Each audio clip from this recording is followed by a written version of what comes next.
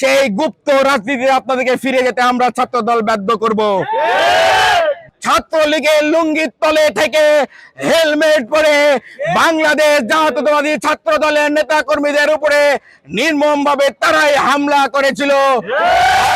সংগ্রামী নেতৃবৃন্দ, আজকের এই হামলা অপমান করে 1971 সালে এই রাজাকার আল বদর বাহিনী বাংলাদেশের সূর্য সৈনিকদের উপরে কিভাবে নির্মম ভাবে হামলা, হত্যা, ধর্ষণে তারা নিয়োজিত ছিল, আজকের এই হামলা অপমান করে তারা 2024-এর গণঅভ্যুত্থানের পরে বাংলাদেশে সকল শিক্ষা প্রতিষ্ঠানে যেভাবে মব তৈরি করে শিক্ষার্থীদেরকে নির্যাতন করেছে, তাদের এই হামলা অপমান করে বিগত 17টি বছর ছাত্রলীগের লুঙ্গির তলে থেকে হেলমেট পরে বাংলাদেশ জাতীয়তাবাদী ছাত্র দলের নেতা কর্মীদের উপরে নির্মম ভাবে তারাই হামলা করেছিল।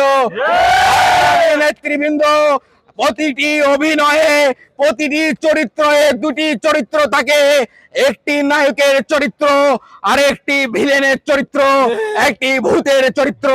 জামাত শিবির 24 জুলাই আগস্টের গণঅভ্যুত্থানের পরে ভূতের চরিত্রে যারা নিজেদেরকে আবির্ভাব করেছে, আমরা সুস্পষ্ট ভাবে বলতে চাই, সুষ্ঠুভাবে রাজনীতি করতে হবে। এর যদি ব্যত্যয় ঘটে, আবারও আপনাদেরকে 17 বছর যেভাবে গুপ্ত রাজনীতি করেছেন, সেই গুপ্ত রাজনীতিতে আপনাদেরকে ফিরে যেতে আমরা ছাত্রদল বাধ্য করব। যদি বাংলাদেশে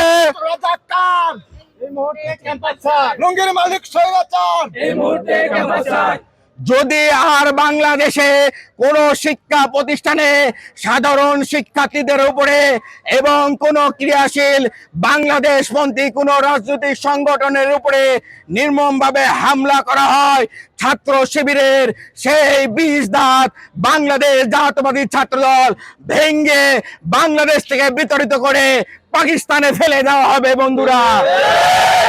বন্ধুরা, আজ থেকে বাংলাদেশে জামাত শিবিরের রাজনীতি নিষিদ্ধ রাজনীতি করার আহ্বান জানিয়ে বাংলাদেশ জাতীয়তাবাদী ছাত্র দলের প্রতিটি নেতা কর্মীদেরকে উদাত্ত আহ্বান করব, আপনারা হলে হলে এবং স্টলে, লাইব্রেরিতে এই জামাত শিবিরের সন্ত্রাসীদের রাজনীতি নিষিদ্ধ করার আবারও আন্দোলন করার আহ্বান জানিয়ে আজকের মতো এখানে আমাদের বক্তব্য শেষ করছি।